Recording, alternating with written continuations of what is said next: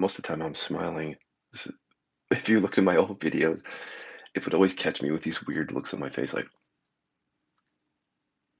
but now they actually asked me to smile. So I did one without a smile there, just for old time's sake.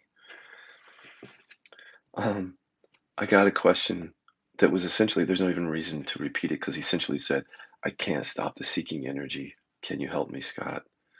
And this reminds me of the kinds of questions I used to answer all the time back in the day before I started talking about embodiment, seeking energy.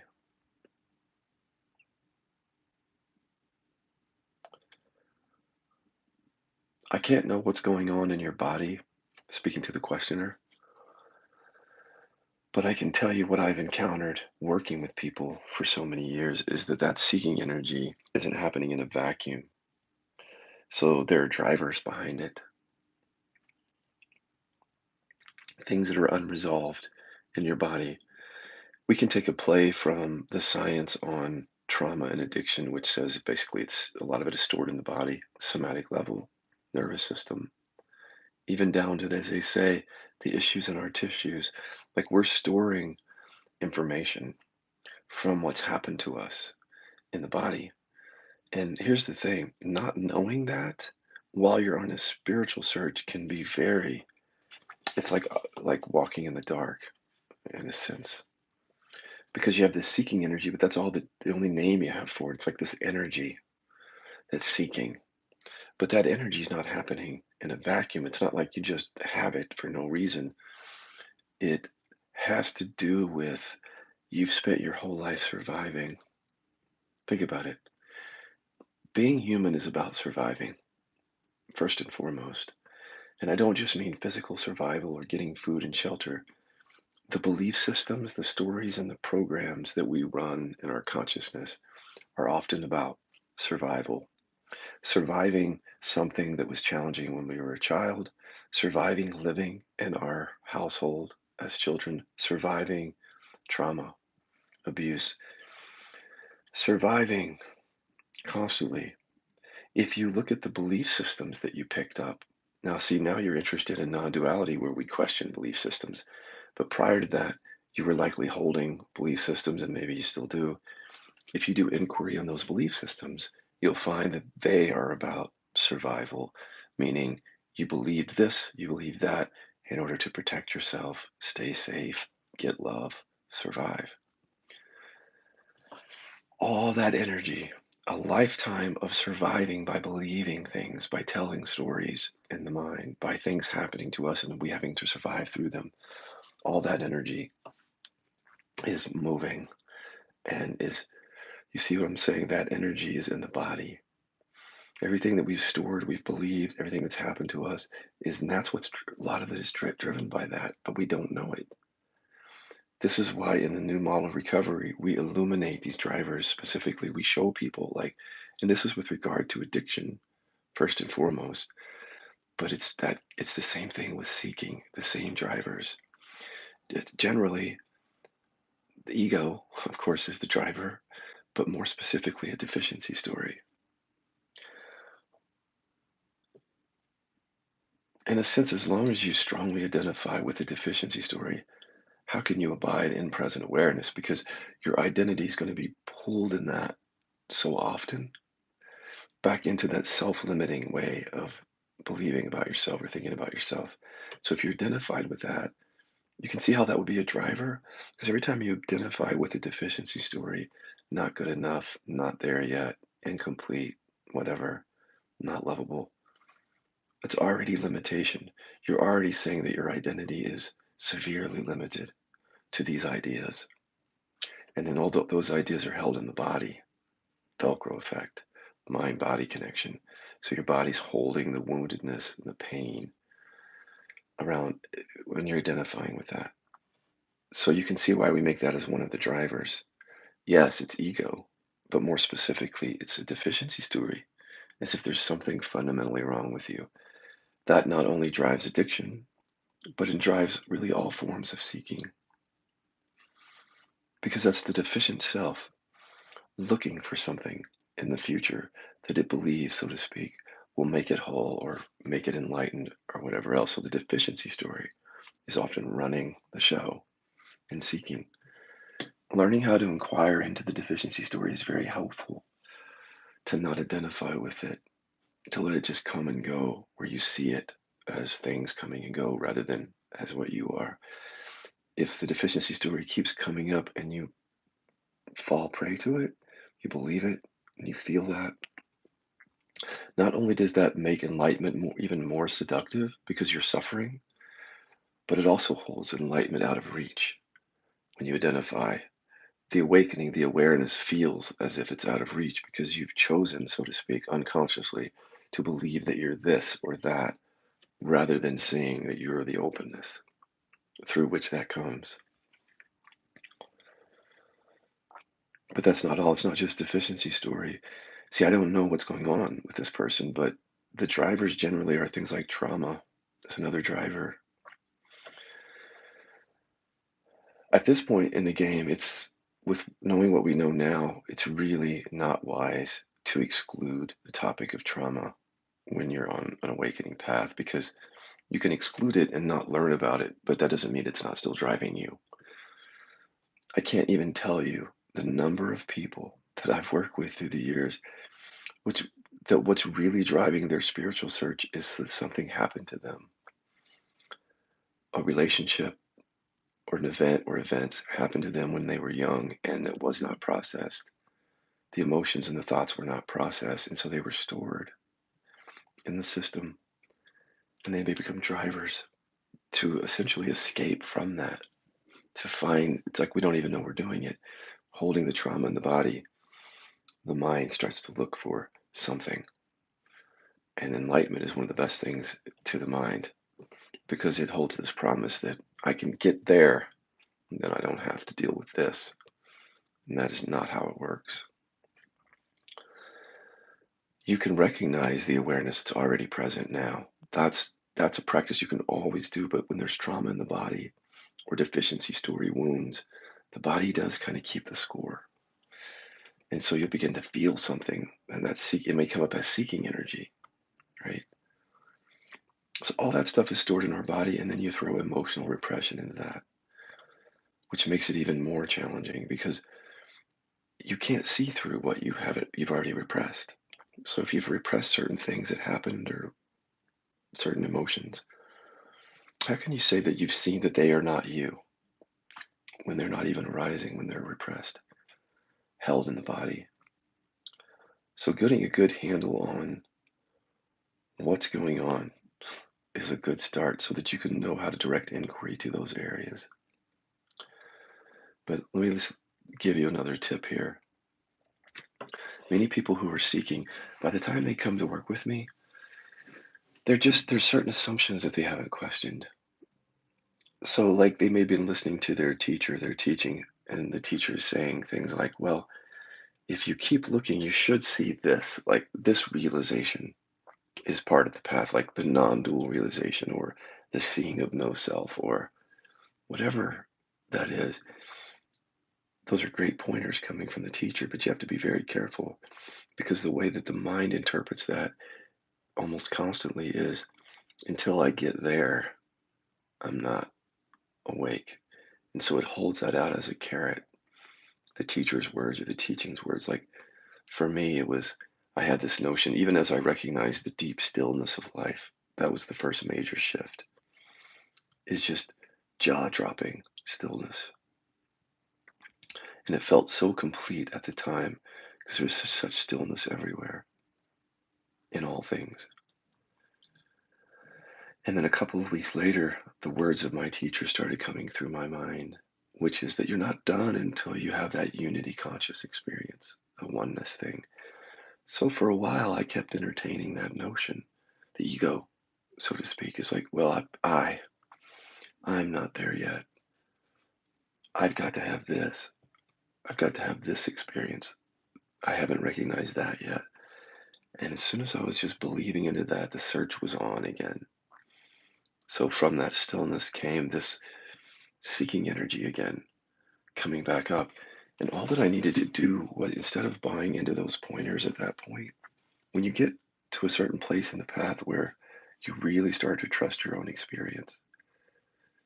When these states start showing up for you, or not even states, just the recognition shows up for you, and you experience it directly, then less and less do you even need the pointers of the teaching, and that they can actually kind of get in the way at a certain place because you're already having these experiences. And if you'll trust your experience and just inquire into or see what it is you're believing, you can fully realize that. But if you're still listening to someone else's experience, even if it's a really good teacher, and I had a really good teacher, a couple of them, that were saying very wise things. But at this stage of the game, I didn't need to hear that and believe that and chase that because that had become the programming of the ego. So you have to be very careful that at a certain point, when you start recognizing directly in direct experience the presence, these things are showing up. This is showing up for you. You have to be careful of the mind because it's showing you, oh, this is it. This is it. And then the mind comes in, no, it's not, because your teacher said that this other thing has to happen. Now, because that's your teacher, it seems wise to follow that. But the problem with that is that it's just a concept. And at this stage in the game, when you're in presence a lot, you're seeing it's almost all concepts. Everything is just a concept. So this particular concept you have to be careful with. It's pointing you back to presence. It's pointing you to not chasing anything. It's pointing you to the present realization, but your mind might hear it as, no, it's pointing to something that I'm not experiencing. And believing that right there, it feels like this is out of reach. The presence is somehow not already here. When people come to me on this stage of the path where they're beginning to really trust their own experience, knowing that the presence is realized from actually questioning what they believe, from being with what is, inquiry, whatever.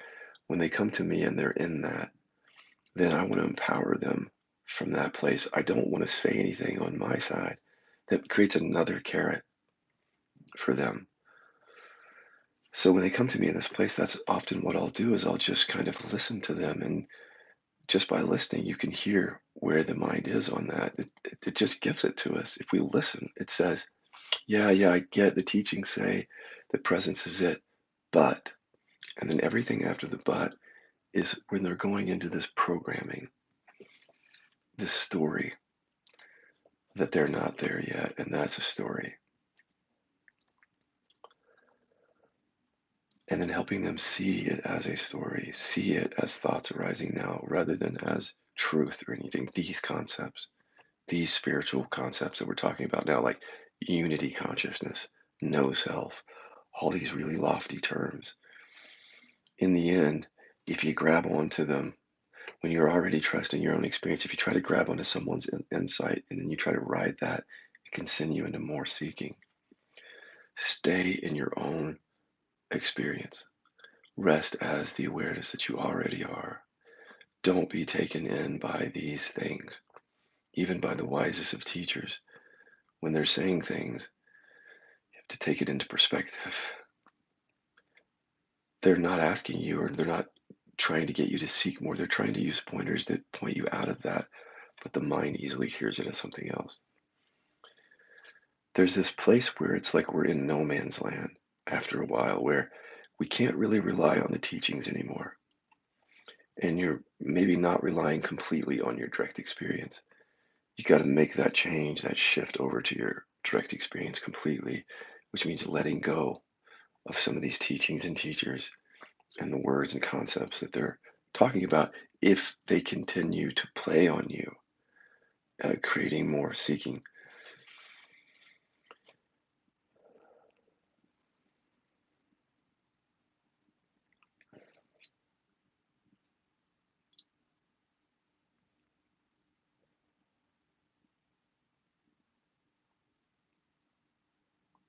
The seeking energy, if you can feel into it right now, just ask this: what does this energy want? Or what does it feel like it's missing? Let's say the words come up: true peace, or Doesn't matter whatever the words or picture is, just let that be there for a moment from awareness. Don't do anything with it other than just seeing it for what it is, this thought coming through, or thoughts. Stand as the awareness that sees those.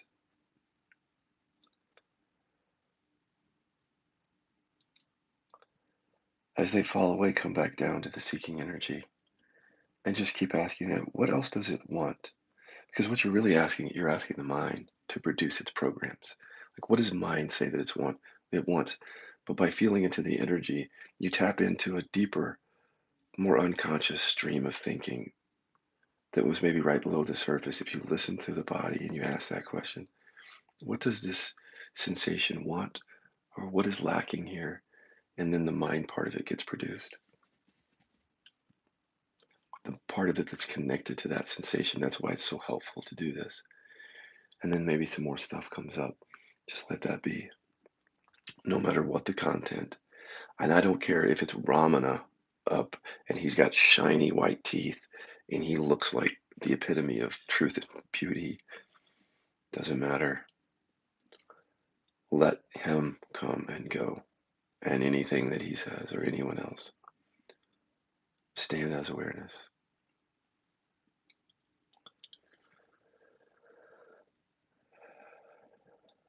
As those things fall away, just rest as what you are here. Take a moment. After anything falls away, take a moment of like deliberate moment of presence where some things have fallen away and you just recognize, be aware of what's already aware without concepts. And then come right back down to the body. What else does this energy want to say? What else is missing here? Oh, but I have to work out all my traumas or something like that. You really don't. Not to awaken to awareness. You can work all that stuff out. But right now, that thought that you have to work out all your traumas is the same kind of seeking ego. Let that thought come and go, or anything like it.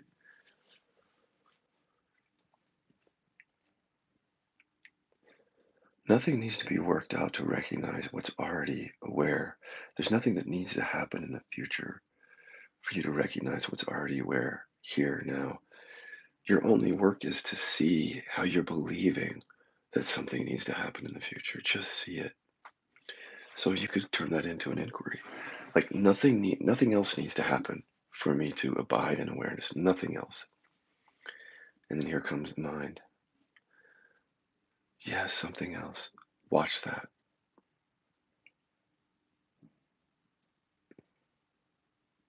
It's quite exhilarating, actually, to really stand naked in this, like this. Look at what you're doing.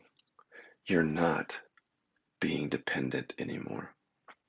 Okay, for right now, maybe you're a little bit dependent on me, but what I'm pointing you back to is how to look in your own experience. I'm empowering you, so to speak, to let go of me and all these other teachers.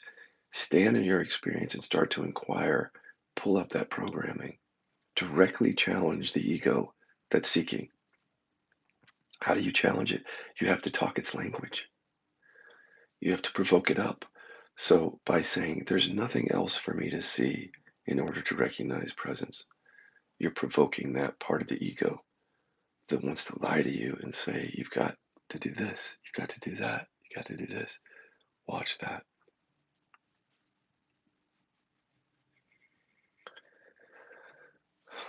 That's all you have to do is allow it to be as it is and don't do anything with it. Just see it. What would happen if that's just what you did for the next 7 days? Is you didn't even go to any teachers, didn't go to Scott Killaby videos. All you do is use wherever you're at, whenever you feel that seeking energy, stop, take a moment of rest, feel it, and then just say, there's nothing else for me to see before I recognize presence. And every time that seeking energy is up, chances are it'll produce some thoughts, future thoughts. So just what if you did that all week? Just stand and watch those, no matter what they are, space between each thought. I think that's key because And finding that awareness between thoughts, it's like you're mimicking what it's like to live awake. In the awake state, it's not like the experience is not for me like thought, then thought, then thought, then thought, then thought. It's there's space in all of it. So there's a thought, and that falls away, quiet. And maybe sometime later, another thought, quiet. That's the awakeness. So if you're looking at these things without recognizing that awareness between thoughts, in some ways you can be reinforcing the programming because you're not recognizing that which is not the programming. That moment of awareness between thoughts during inquiry or any time is a recognition that you're not these thoughts coming through. And that's important recognition. So adding that into the inquiry.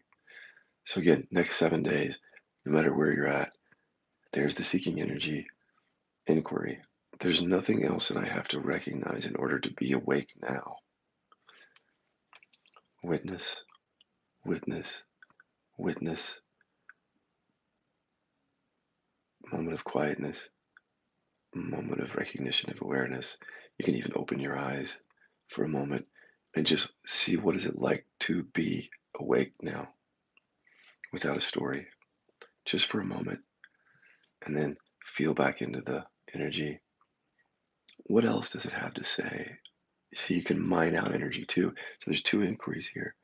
One is to feel into that seeking energy and say, there's nothing else that I have to recognize to be awake now, and then witness that. And then the other thing is just to move attention to the seeking energy in the body and then just say, what does this mean or what does it want? Because the seeking energy seems to want something. It's like a longing for something. If you can't see what it's longing for, it's like you're operating in the dark. You're longing, your body's longing for this realization of this something, but you don't even see what it is that it's actually looking for. And if you ask that, what is this longing for? You can now see it. And you can see that it's words and pictures. Letting all those words and pictures be as they are, one at a time. See if you can discover that awareness that remains as something falls away. See, that's the kind of thing I was doing back in the day before the realization is taking it very seriously, actually. This whole question of seeking. If you're going through your life where you prioritize life differently than that, like if you desperately would like the seeking energy to go and for you to realize, but yet you're spending most of your time in worldly affairs, like you're really focused on your job or really focused on your new relationship or something of the world or a belief system or something, notice how that will pull you away from this. So your seeking energy just continues on underneath all those activities. See, but your focus is on those activities, those people, those experiences. There should be a time when you kind of pull back from some of that to just examine what it is that you're believing still. If you keep going back to these worldly things, you could be feeding a deficiency story at the same time and not seeing it. So prioritizing is important. What is it that you want? If you want freedom, then you'll stop and you'll start looking in this way from now on. If on some level you still want to suffer, you'll do it.